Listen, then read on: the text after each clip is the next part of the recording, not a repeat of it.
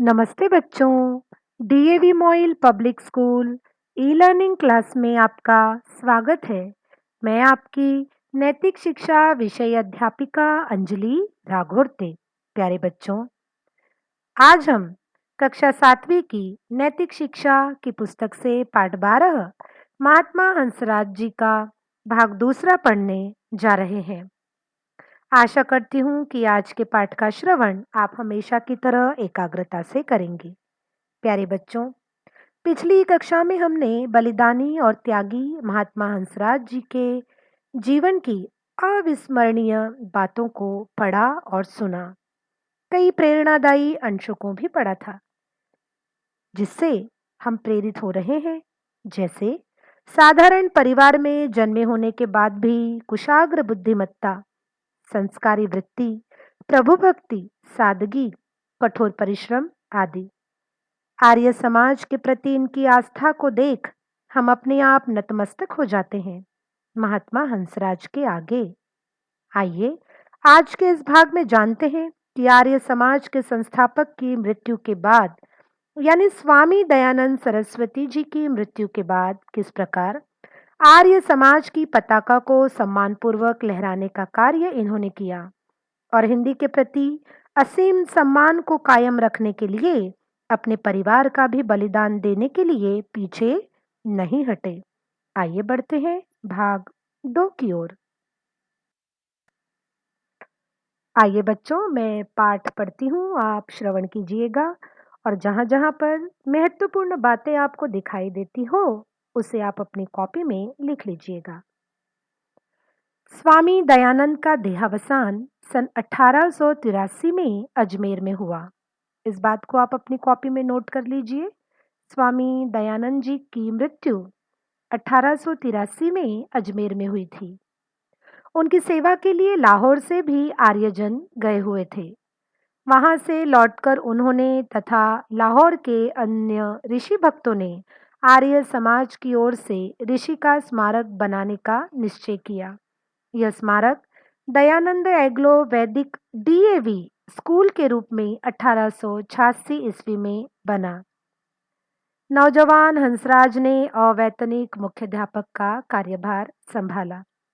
बच्चों, यहाँ पर एक बात ध्यान देने जैसी है कि स्वामी दयानंद जी के देहावसान के बाद आर्यजनों को लगा कि स्वामी दयानंद न होते हुए भी उनके बीच में रहे, इसलिए क्यों ना एक ऐसा यादगार स्मारक बनाया जाए जो इस बात की याद दिलाते रहेगा कि स्वामी दयानंद हम सभी के बीच है।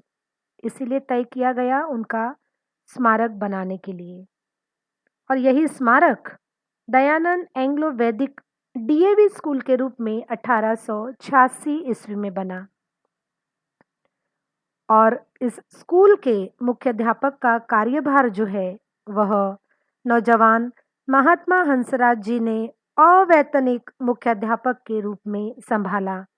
यानी ऐसे मुख्याध्यापक जिन्होंने कभी भी 1 रुपया भी उस स्कूल से वेतन न लिया हो। उनके बड़े भाई मुल्खराज लाहौर में ही नौकरी करते थे। उन्हें इस समय 80 रुपये मासिक मिलते थे। युवा हंसराज अपनी समस्या लेकर उनके पास गए। बड़े भाई बोले कि अपने वेतन का आधा भाग मैं तुम्हें आजीवन देता रहूंगा। पवित्र और निष्काम भावना से काम करो। लाला मुल्खराज ने आयु भर इस प्रण का पालन किया। देखा बच्चों, इतिहास में ऐसे कम उदाहरण हैं जहां पूरा परिवार अपने आप को राष्ट्र के प्रति समर्पित कर देता है। महात्मा हंसराज का जीवन और उनका परिवार तो इस बात की मिसाल है। उनके बड़े भाई को ही देख लीजिए, लाला मुल्खराज को। उन्होंने वादा तक कर दिया महात्मा हंसराज से कि घबराना नहीं, आर्य समाज की सेवा तुम पवित्रता से करो, बिना किसी स्वार्थ से करो। तुम्हें जो भी जरूरत पड़ेगी वो मैं दूंगा, यहाँ तक कि मेरे वेतन का आधा भाग मैं तुम्हें आजीवन देता रहूंगा। और लाला मुल्खराज ने इस बात का जिंदगी भर पालन भी किया। यही स्कूल 1889 ईस्वी में एक अद्वितीय डीएवी कॉलेज बन गया। अब इसके प्रिंसिपल भी हंसराज ही हुए। पहले स्कूल के मुख्याध्यापक थे और अब जो डीएवी स्कूल बनी 1886 में, जिसकी प्राण प्रतिष्ठा की गई थी, अब वह 1889 में एक कॉलेज बन गया था और जिसके प्रिंसिपल भी हंसराज जी ही हुए। जनता ने अब आपको महात्मा हंसराज नाम से सम्मानित किया, महात्मा बन गए सभी के लिए। महात्मा जी 25 वर्ष तक इस संस्था के अवैतनिक प्रिंसिपल रहे। हाँ बच्चों, तकरीबन 25 वर्ष तक ये प्रिंसिपल रहे। लेकिन कैसे प्रिंसिपल? जिन्होंने 25 वर्ष तक 1 रुपया भी वेतन नहीं लिया। कॉलेज में अंग्रेजी और इतिहास पढ़ाने के अतिरिक्त छात्रावास के भी आप अध्यक्ष थे। यह अद्वितीय यह दायित्व उन्होंने छात्रों के साथ व्यक्तिगत संपर्क रखने तथा उनके चरित्र निर्माण में पूरी सहायता करने के लिए संभाला था। देखा, केवल मुख्याध्यापक या प्रिंसिपल ही नहीं, बल्कि इनके जीवन के कई पहलू हैं। ये छात्रावास के अध्यक्ष भी थे और अध्यक्ष पद इन्होंने इसीलिए स्वीकार किया क्योंकि वे चाहते थे कि बच्चों के साथ इनका व्यक्तिगत संपर्क आए और उनके चरित्र निर्माण में वे अपनी पूरी सहायता प्रदान कर सके। छात्रावास में प्रतिदिन प्रातः सायं संध्या हवन होता था। आर्य युवक समाज की स्थापना भी की गई ताकि छात्रों में वैदिक आदर्शों के अनुसार धार्मिक जीवन की प्रवृत्ति हो। उन्हें वेदों से अवगत किया जाए, चारों वेदों से उन्हें अवगत किया जाए। अपने कर्तव्य के प्रति महात्मा जी इतने तत्पर थे कि वे कॉलेज के समय निजी काम के लिए कॉलेज की कलम, दवात, पेंसिल, कागज भी नहीं लेते थे। शिक्षा का माध्यम हिंदी था। देखा बच्चों, ऐसे शिक्षक बहुत ही कम सुनने और देखने को मिलते हैं। ये ऐसे शिक्षक थे जिन्होंने अपने स्वयं के व्यक्तिगत कार्य के लिए कभी भी कॉलेज के किसी भी प्रकार की वस्तु को उपयोग में नहीं लाया, चाहे वह कलम हो, दवात हो, पेंसिल हो या कागज हो।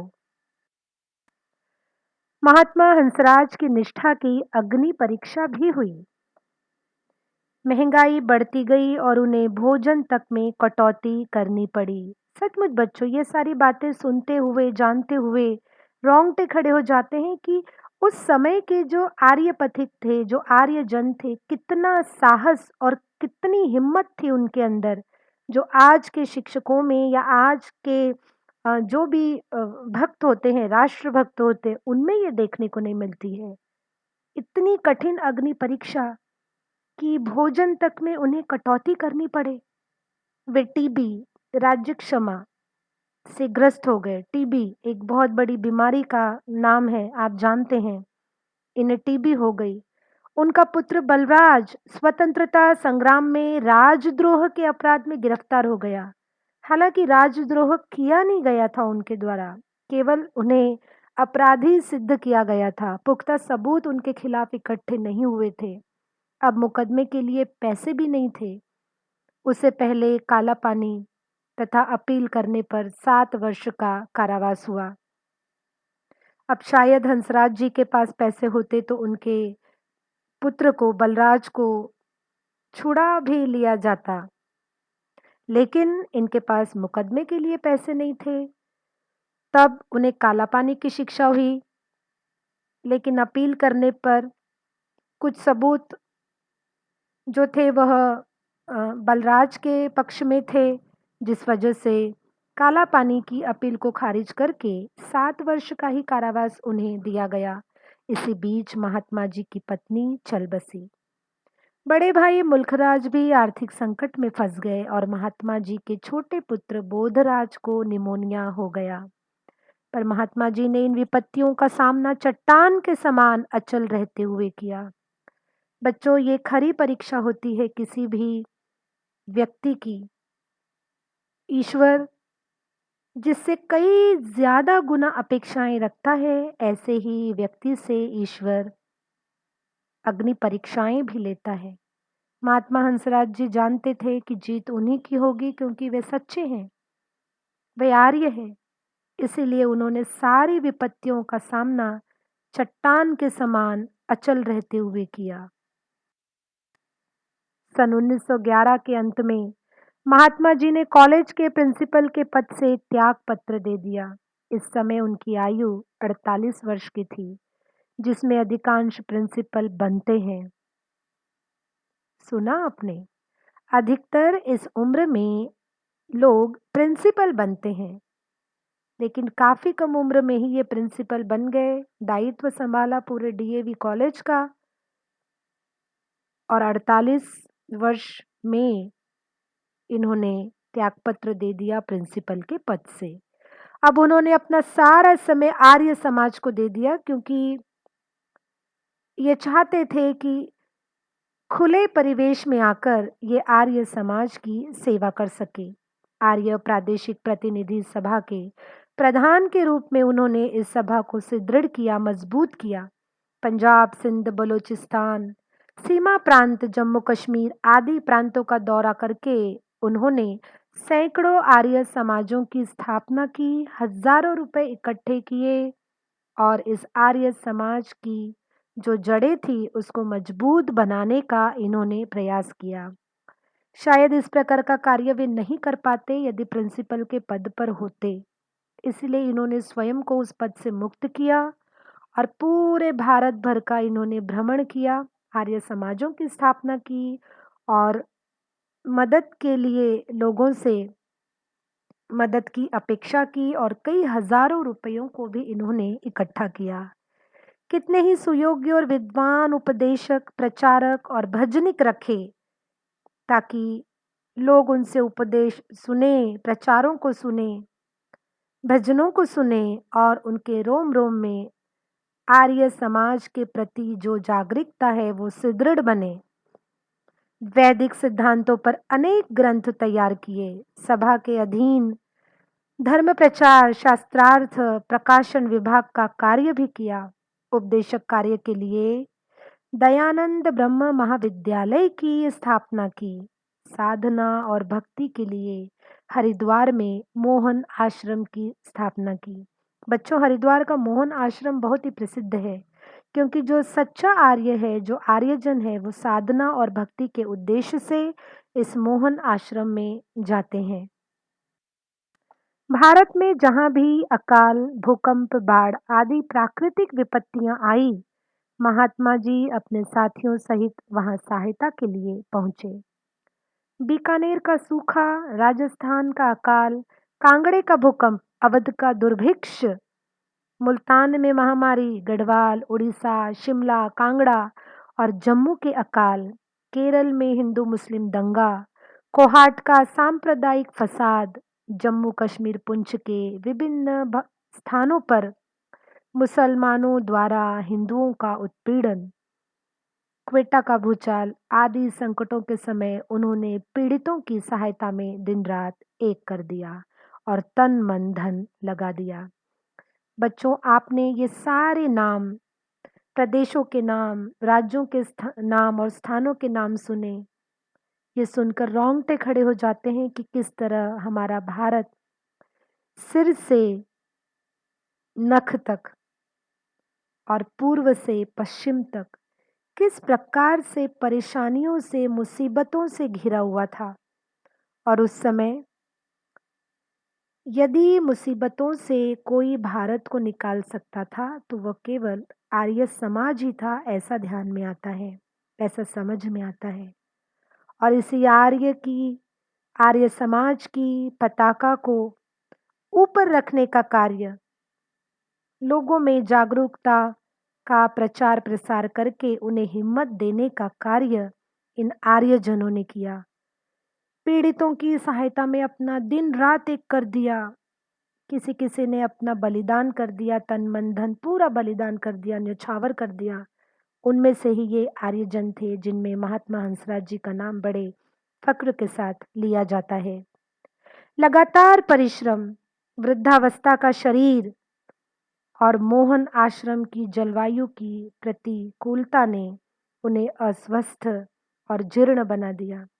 फिर भी उन्हें केवल एक ही धुन थी कि समाज का ढांचा न बिखरे, प्रचार का कार्य ढीला न हो, सेवा कार्य बराबर चलता रहे। देखा बच्चों, शरीर जीर्ण हो गया, अस्वस्थ हो गए, जलवायु पूरी तरह से इनके प्रतिकूल थी, चल फिर नहीं पाते थे, फिर भी इन्होंने अपना प्रण जो है वह छोड़ा नहीं, लगातार परिश्रम करते रहे। वृद्धावस्था आ गई, शरीर जर्जर हो गया, फिर भी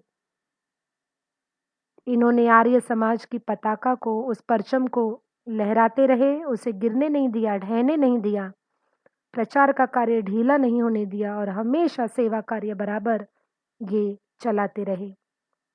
बच्चों, इस प्रकार महात्मा हंसराज जी का जीवन केवल हमें प्रेरणा ही देता है मुसीबतों को दूर करने के प्रति। इनका जीवन हमें यह बताता है कि यदि हम किसी बात का प्रण करते हैं तो उसे प्राणों से भी अधिक महत्व देकर उसे पूरा करना है। प्यारे बच्चों, यहाँ पर महात्मा हंसराज जी का यह भाग दूसरा भी समाप्त हुआ। आइए बढ़ते हैं आज के गृह कार्य की ओर। आज का गृह कार्य है प्रश्न 1, दिए गए प्रश्नों के उत्तर संक्षिप्त में लिखिए। क, स्वामी दयानंद का देहावसान कब तथा कहाँ हुआ? ख, महात्मा हंसराज ने कितने वर्ष तक डीएवी संस्था का आचार्य पद संभाला? ग, महात्मा हंसराज के सहपाठियों में ऐसे किन्हीं दो के नाम बताओ जो बाद में प्रसिद्ध व्यक्ति बने। और घ है, महात्मा जी का बड़ा पुत्र बलराज क्यों गिरफ्तार किया गया था? बच्चों, आसान सा गृह कार्य है, आप जल्दी से इसे पूरा कर लेंगे, मुझे विश्वास है। इसी आशा के साथ हम फिर मिलेंगे अगली कक्षा में नए पाठ के साथ। तब तक के लिए धन्यवाद।